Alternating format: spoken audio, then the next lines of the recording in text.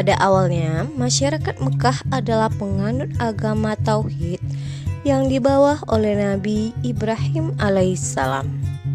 Kemudian dilanjutkan oleh putranya Nabi Ismail alaihissalam.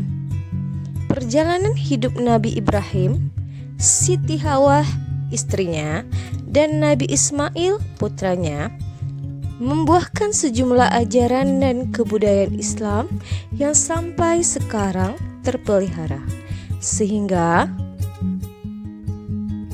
Ka'bah, makam Ibrahim, dan peristiwa kurban menjadi proses perjalanan kehidupan keluarga dinapatilasi oleh umat Islam dalam satu rukun haji. Setelah Nabi Ismail alaihissalam wafat, masyarakat Mekah mulai pindah menyembah selain Allah. Proses perpindahan kepercayaan itu berawal dari Amir bin Lubai, seorang pembesar suku Khuza'ah yang melakukan perjalanan ke Syam atau disebut dengan Syria. Dia melihat penduduk kota Syam melakukan ibadah dengan menyembah berhala. Dia tertarik untuk mempelajari dan mempraktikannya di Mekah. Dia membawa berhala yang diberi nama Hubal dan diletakkannya di Ka'bah. Berhala Hubal menjadi pimpinan berhala yang lainnya seperti Lata, Uzza, dan Manna. Dia mengajarkan kepada masyarakat Mekah cara menyembah berhala, sehingga masyarakat meyakini bahwa berhala adalah perantara untuk mendekatkan diri kepada Tuhannya. Sejak itulah mereka mulai membuat berhala-berhala sehingga mencapai 360 berhala yang diletakkan mengelilingi Ka'bah, dan mulailah kepercayaan baru masuk ke Islam ke masyarakat Mekah, dan kota Mekah menjadi pusat penyembahan berhala. Ketika melaksanakan haji, bangsa Arab melihat berhala-berhala di sekitar Ka'bah. Mereka bertanya alasan menyembah berhala. Para pembesar menjawab bahwa berhala-berhala tersebut merupakan perantara untuk mendekatkan diri kepada Tuhan. Setelah itu, mereka kembali ke daerahnya dan meniru cara ibadah masyarakat Mekah. Mulailah kepercayaan baru menyebut di seluruh Jazirah Arab. Adapun Yakub, sesembahan suku Hamdan, Nars, sesembahan suku Himyar, dan keluarga Zikila. Padahal nama-nama itu adalah nama orang-orang soleh di zaman Nabi Nuh alaihissalam. Setelah mereka wafat, setan membisikkan yang saleh supaya dibuat patung-patung mereka di tempat-tempat pertemuan dan menamainya sesuai dengan nama-nama mereka. Patung-patung itu tidak disembah sebelum orang-orang soleh itu mati dan ilmunya telah hilang. Dari situlah penyembahan terhadap berhala-berhala dimulai. Masa itu disebut dengan masa jahiliyah. Jahiliyah bukan berarti mereka bodoh dari keilmuannya, namun mereka bodoh dari keimanan kepada Allah seperti yang diajarkan oleh Nabi Ibrahim alaihissalam. Mereka menyimpangkan ajaran-ajaran Nabi Ibrahim alaihissalam. Adapun faktor penyebab penyimpangan tersebut adalah: 1. Adanya kebutuhan terhadap Tuhan yang selalu bersama mereka, terutama saat mereka membutuhkan. 2. Kecenderungan yang kuat mengagungkan keluluhuran yang telah berjasa, terutama kepala kabilah nenek moyang mereka. Ketiga, rasa takut yang kuat menghadapi kekuatan alam yang menimbulkan bencana mendorong mereka mencari kekuatan lain di luar Tuhan. Di samping kepercayaan terhadap penyembahan berhala, ada kepercayaan lain yang berkembang di Mekah, yaitu menyembah malaikat. Sebagian masyarakat Arab menyembah dan menahankan malaikat, bahkan sebagai beranggapan malaikat adalah putri Tuhan. Yang kedua, menyembah jin, ruh, atau hantu. Sebagian masyarakat Arab menyembah jin, hantu, dan ruh leluhur mereka.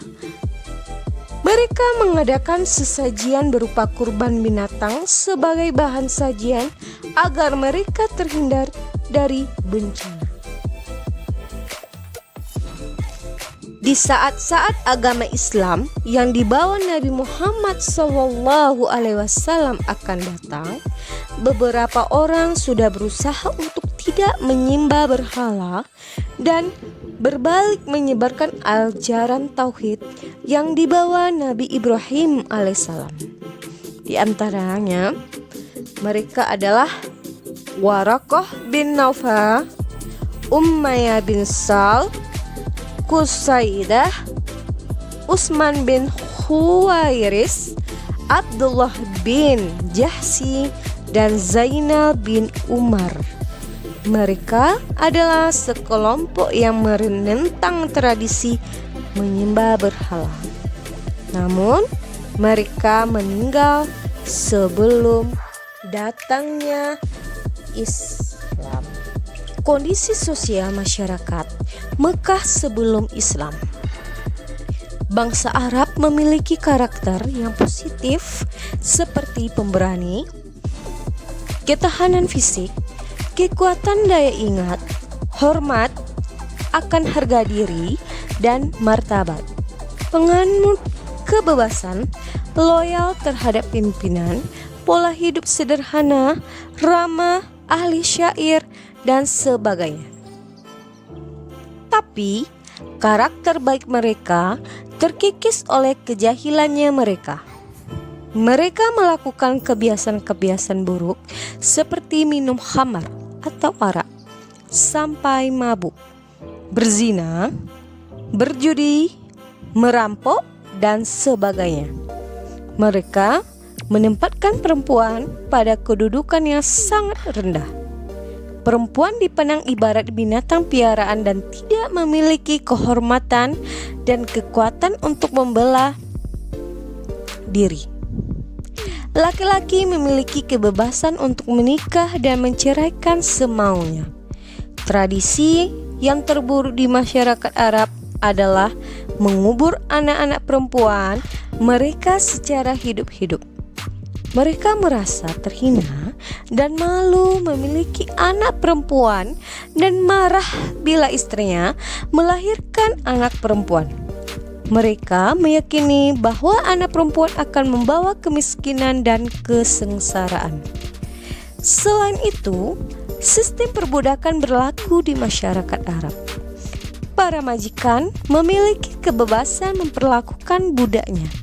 Mereka punya kebebasan menyiksa budaknya, bahkan memperlakukan budaknya seperti binatang dan barang dagang yang bisa dijual atau dibunuh. Posisi budak tidak memiliki kebebasan hidup yang layak dan manusiawi. Kondisi ekonomi masyarakat Mekah sebelum Islam. Bangsa Arab memiliki mata pencaharian bidang perdagangan, pertanian, dan peternakan. Peternakan menjadi sumber kehidupan bagi Arab Baduy. Mereka berpindah-pindah mengiring ternaknya ke daerah yang sedang musim hujan atau ke padang rumput. Mereka mengonsumsi daging, dan susu dari ternaknya, serta membuat pakaian dan kemahnya dari bulu domba. Jika telah terpenuhi kebutuhannya, mereka menjualnya kepada orang lain.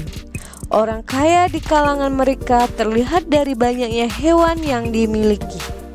Selain Arab Baduy, sebagian masyarakat perkotaan yang menjadikan peternakan sebagai sumber penghidupan. Ada yang menjadi pengembala ternak milik sendiri, ada juga yang menggembala ternak orang lain, seperti Nabi Muhammad SAW ketika tinggal di suku Bani Sa'ad. Beliau seorang pengembala kambing. Begitu juga Umar bin Khattab, Ibnu Mas'ud, dan lain-lain.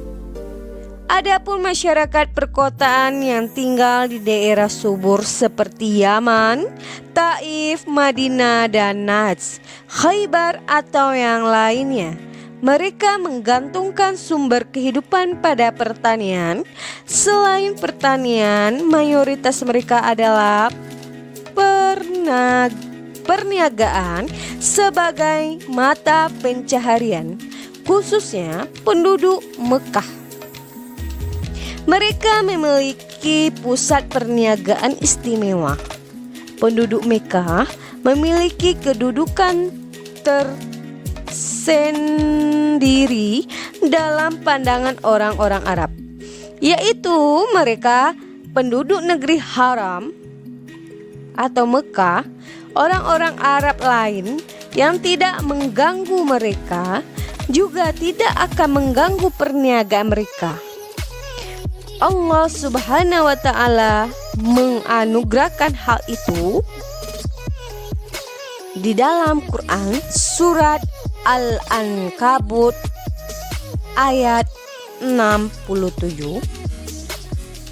Suku Quraisy merupakan penduduknya Mekah yang memegang peranan dalam perniagaan di Jazirah Arab. Mereka mendapat pengalaman perniagaan dari orang-orang Yaman yang pindah ke Mekah. Orang-orang Yaman terkenal keahliannya di bidang perniagaan. Selain itu, kota Mekah memiliki Ka'bah sebagai tempat orang di Jazirah Arab melaksanakan haji. Mereka datang untuk melaksanakan haji setiap tahun. Kebiasaan orang-orang Quraisy mengadakan perjalanan perdagangannya ke daerah-daerah lain. Allah Subhanahu wa Ta'ala mengabdikan perjalanan dagang mereka sebagai perjalanan dagang yang sangat terkenal, yaitu perjalanan musim dingin menuju Yaman, dan sebaliknya perjalanan dagang musim panas ke Syam. Allah Subhanahu wa Ta'ala berfirman dalam Quran Quraisy ayat 1 sampai 4, yang artinya karena kebiasaan orang-orang Quraisy, yaitu kebiasaan mereka berpergian pada musim dingin dan musim panas, maka hendaklah mereka menyembah Tuhan pemilik rumah ini yang telah memberi makanan kepada mereka untuk menghilangkan lapar dan mengamankan mereka dari ketakutan. Quran Surat Quraisy 1-4. Orang-orang Arab memiliki pusat-pusat perdagangan yang terkenal seperti Ukhas, Mijana, dan Zulmazaz. Fungsi pusat perdagangan bukan hanya sebagai tempat transaksi perdagangan, tetapi juga menjadi pusat pertemuan para sastrawan, penyair, dan orator. Mereka saling menguji kemampuan. Hal ini menggambarkan bahwa konsep pasar tidak sekedar sebagai pusat perdagangan, tetapi juga menjadi pusat peradaban, kekayaan bahasa, dan transaksi global. Bahasa Arab orang-orang Quraisy pada saat itu menjadi bahasa yang paling mudah diucapkan. paling enak didengar serta paling kaya perbendaharaan kata dan maknanya.